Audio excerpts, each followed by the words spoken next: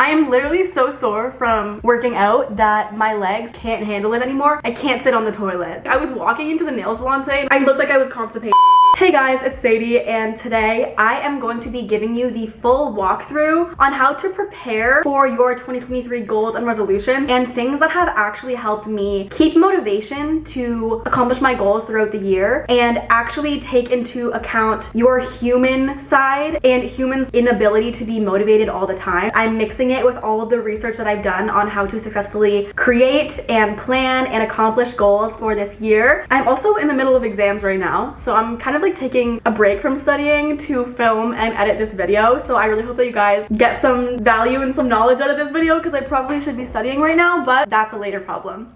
The first thing that you're going to do, the first step to setting your goals for 2023 is what you're going to be prepping and planning them in. But I also will be putting my goals in a locked note on my phone, but I'm gonna do that after. I always start with a journal, and this is why. I feel like a journal that you have dedicated to your goals, your planning, your manifestations, in my head, this is way more concrete. This is like me writing a letter to my future self, my current self, the universe. This is like my order. Like when you're ordering off Uber Eats, this is your order for the next year. Usually people like to split it up, like goals in one and then manifestation in the other one, but I personally think they should all be in one journal. Goals and manifestation are the same thing to me. Manifestation is just like the beliefs and the mindset behind accomplishing your goals. And goals is the actions that you take in order to achieve what you desire. So I feel like they both are coming from the same place. So I feel like they should both be in the same journal. There's so many on Amazon that I'm going to link down below. The next thing is a guided journal. I would just suggest one. I've actually been sent a 5-minute journal from Intelligent Change, which I love. A very similar one. It's still focused on gratitude, but there's more elements of joy, which I really like. It helps you be really happy in the present. It helps you plan ahead for every single day on how you're going to follow your joy and also reflect on how happy you were at the end of the day. This is actually by Lavender. She sent this to me. I am in love with her brand. She is so authentic in everything that she does. This is the Lavender 5-minute joy journal. I also have this notes to self journal, which I haven't really dug into lately. I honestly just haven't made the time for it. This is also from Intelligent Change. I cannot forget the Artist of Life workbook from Lavender. This is literally planning out exactly what you want your next year to be. But journals like this, I love how they're all, like these are literally all so pretty, and that's like 50% of the reason why I even am motivated to write in them. Guided journals help you harvest the beliefs that you want to keep throughout the year. Your goal might actually need you to adopt a new belief system or permanently tweak a belief that you already have about yourself and about life in order for you to actually accomplish that goal. That daily motivation and reinforcement of those beliefs and those affirmations that you need to accomplish your goals, guided journals are so good for. And that will also help you reaffirm things in your head every single morning. That will, even if you don't notice it, that will start reprogramming your subconscious mind to actually believe what you need to believe in order to accomplish your goal. And then you're going to need a planner. So this is for like the more concrete planning timeline when you're actually going to do certain things to accomplish your goal. I just got sent this. I literally shed a tear. There's this girl named Kaylee May on TikTok. She makes very organizational, satisfying. She gets millions of views on every single TikTok that she posts because everything is just so satisfying. Organizing her makeup and her bathroom. Some of it's like refreshing her car. She just came out with a planner. This is what it looks like. This definitely means that you can just reuse the case and then just have these inserts every year. I love how it says taking care of yourself is productive. That's actually what I need this year. This is going to be one of my little quotes that I stick by this year. This is what it looks like. It actually has a goal every single day, like a goal setting thing, motivation, reward, start, deadlines. Kaylee is amazing. I am going to use this for 2023. Notebook for goals and manifestation, guided journal, planner. I just kind of want to disclaim that the system that I'm going to show you for accomplishing your goals is what has worked for me, so it might not really click in your brain and how you like to be productive and get things done and find motivation. I kind of like to look at goals in a macro and micro sense simultaneously, and some people like to start from the micro, some people like to start with the bigger picture. For me, I kind of like to think about it both ways at the same time. I suggest staying till the end of the video so you can just see how everything works together in the whole system. I promise you it's not that complicated. I'm like kind of making it seem so complicated. The way that I've done research and finally understand how we get motivation and why we lose it makes so much sense to me, and I just want to like share that with you guys. I'm actually going to be doing this while I'm telling you the instructions. So I think I'm just gonna do like a rough draft in pencil, and then I'm gonna rewrite it in like like prettier handwriting, nicer handwriting, and use like highlighters and stuff, and then just like make it prettier after. Step 2 is make a list of your goals. And I actually read a book once. I don't know what book it was. They did a bunch of studies and a bunch of tests, and basically the results show that when you have one main goal and then 2 sub goals, or basically just limit your goals to 3 per year at the start, and then say quarter way through the year you accomplish one of them, you can always add another one, but you are way more likely to accomplish them if you limit yourself to 3. So that is what I did, and I kind of already thought about this. So my first goal, prioritize health and wellness. That is my overall goal. Underneath that, I'm going to put the 3 categories that I really want to focus on: going to the gym consistently, eating healthy consistently, and having good blood sugars consistently. This part is so important, and I beg you to not skip this part, because this is what is going to take you through the whole year and give you that motivation, give you that like true internal drive to finish your goals and to really keep going, keep working at it. Like, I know in the middle of the year you're like, okay, I'm good, I'm done with this, like I tried,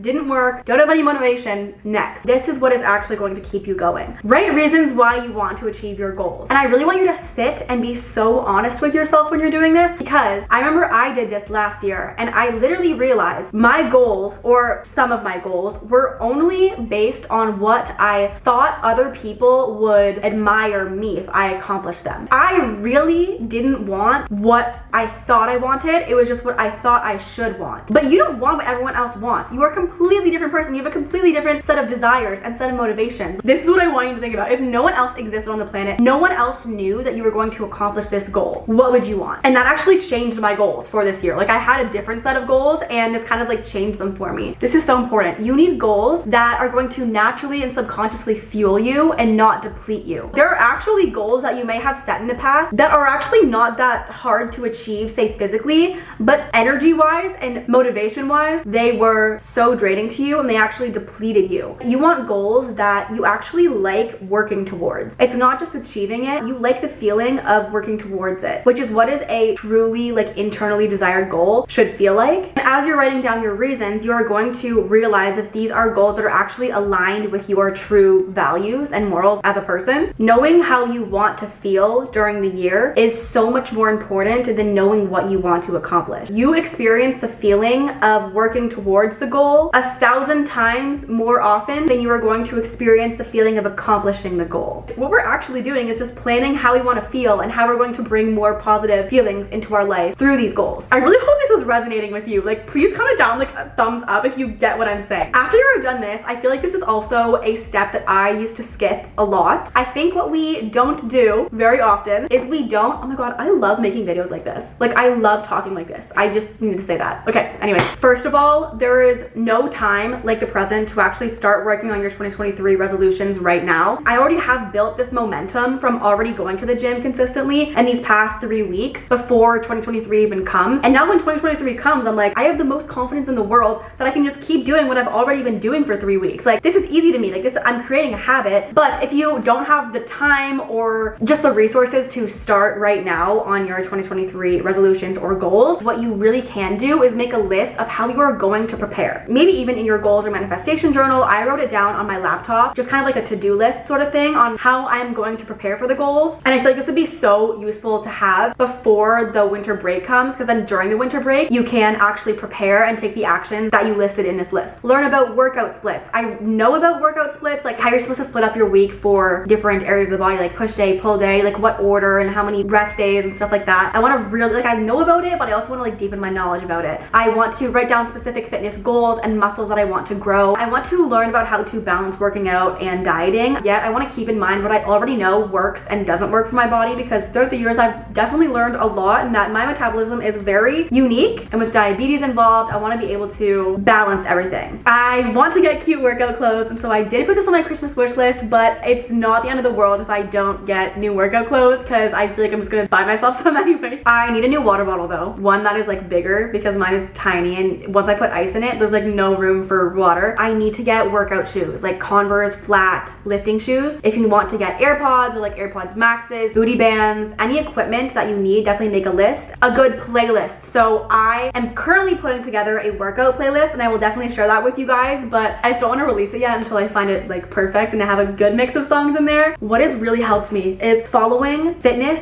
TikTokers that have the same body type as me. Before I was following girls that have the complete opposite body type, and I was like, I feel like I'm doing the same workout split and I'm eating healthy and I'm doing the same exercises as them, but like what's going on? Like I don't have the same results. Hello, you have a completely different body type, completely different metabolism. So I started following girls that had the same like kind of overall figure as me, like wider rib cage and broader shoulders, and I've seen their like before and afters. Also girls that just have the same type of motivation and same type of mindset when it comes to working out. Following TikTokers that you really feel connected to and that feel authentic to you. So I followed a lot of those TikTokers and now I just get so much motivation from them. I love them. I want to meal prep a lot more. I need to make a list of basic grocery shopping items that I need like every week. I have actually been logging my food and my insulin intake in an app. It's called Ipsomed, and that has really helped me because now I am actually back on injections and they've been working so well for me recently. It just has something to do with insulin absorption. I'm not gonna get into that. Now that I can enter my insulin and see how much insulin I have on board, that has been helping me. So I'm already kickstarting this motivation of getting better blood sugars and getting a handle on it before the year even comes. I'm going to check my Dexcom more often and just to make sure I'm staying more on top of my diabetes and that I'm taking more preventative measures. And I also did that for my 2 other goals, which let me just tell you my 2 other goals. We're just gonna get very personal here. Make putting myself first my new default or my new normal. I feel like putting myself first in the past and kind of in the present has always been like the second option. Like the first thing would be like make other people feel good, make other people like me, or make sure that other people agree with what I'm doing. And now it's going to be like make sure that I truly agree with what I'm doing, and not in the most selfish way, but just in the most caring for myself way and showing myself love and keeping promises to myself so that I can put other people before me. But like reverting back to the default, it's going to be putting myself and my happiness first. Read my who I am note every single morning. I made a list of who I want to be, like affirmations on who I want to be. Journal on why it is important to treat yourself like someone you love. Spencer Barbosa said it first. Watch empowering content on TikTok. This will create better recommendations, so I don't even have to try to avoid the negative things because there will only be like positive uplifting things on my feed and on YouTube too. Track my happiness each day, and if anyone gets control of that, write how they got control of that and how I gained my power back, so I can just look back and see what works for me. Listen to uplifting podcasts and music all day. Like it's not just a morning routine thing, it's an every single day thing. Like that is what I've been doing and it has been keeping me so happy. I just like go for drives and listen to music. I'll go for a walk and listen to music. It's the best. It fires me up. Saying no to plans that I actually don't want to go to. Being alone a lot of the time. I love being alone. Like I have such an extroverted personality, but when I want to get things done and when I want to put myself first, kind of reflect on how I'm feeling, I love being alone. Not conforming to what others are doing and just literally do what I want and to invest in myself. I actually have my lock screen as this book that says invest in yourself. This reminds me that putting yourself first and helping yourself grow is actually not the easiest thing to do. And there are going to be so many challenges and so many times when I want to just conform to what other people are doing even though I don't want to do it. And there's going to be so many temptations just to say yes to plans that I don't want to go to just to make someone like me. Investing is like taking something of yourself, putting it in a little account and waiting for it to grow over time. It requires work and it requires an investment, but your return on your investment is going to be so much greater when you have to overcome challenges in order to put that investment in. You know what I'm saying? And my other goal is to post only what I want on social media. And I think ways to really make sure that I am constantly doing this is to watch more YouTube. Like I get so inspired by other people and sometimes I watch a video and I'm like, wait, this kind of made me want to film a video right now. Write down and save videos that made me feel inspired and write down how they made me feel. I also don't want to be afraid of going out of the box that some YouTubers get put in. Like if you get put into a box that's like lifestyle YouTuber, then you feel like you can't really do anything other than that. But when you have a smaller channel and say you haven't like hit the climax of your growth, then you feel like you have way more flexibility to make mistakes and kind of test the waters. But I feel like I kind of put myself in a box and was like, I have to do this or else people are going to get mad if I stray from this. But I'm a very creative person. This is a creative job. I feel like I should be way more creative and I shouldn't block my creativity when I have something in my mind that might not be conventional to my niche, but I really want to make, because I know if it's valuable to me, then then my audience will definitely see it as valuable too. I want to do more interactions on my story. Like, I want to do Instagram story Q&As like all the time. I need to remind myself that posting worse quality videos more often is just not how I work. Like, I have gotten so much advice from other YouTubers and from other managements that I've been with saying like, oh, just it doesn't really matter if they're not like completely 100%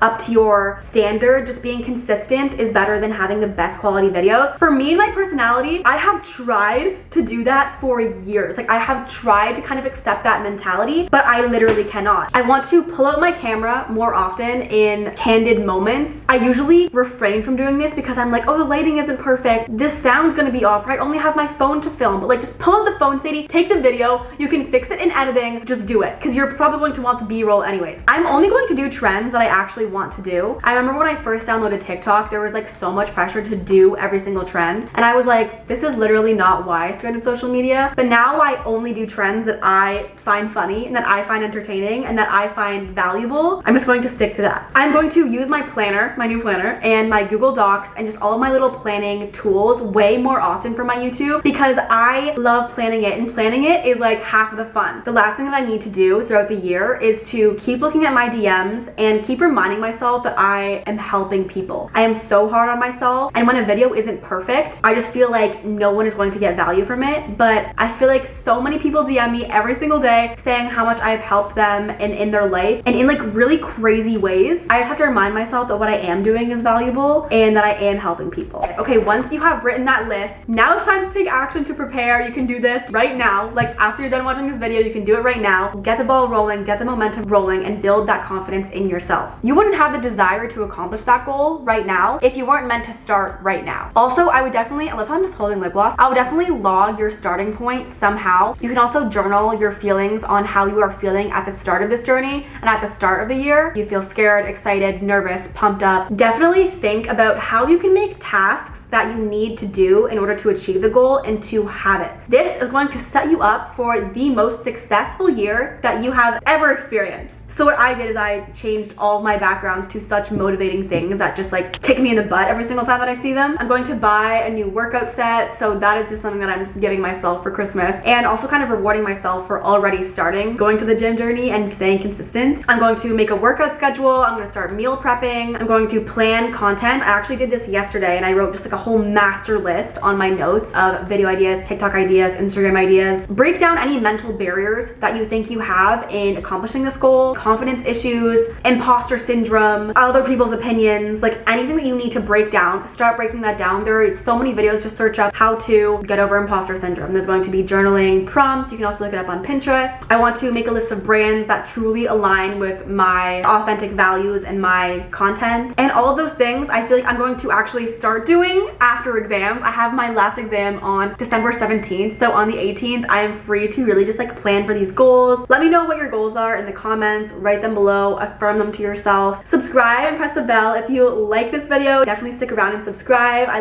would love to have you. I love you guys so much, and I will see you in my next video. Bye.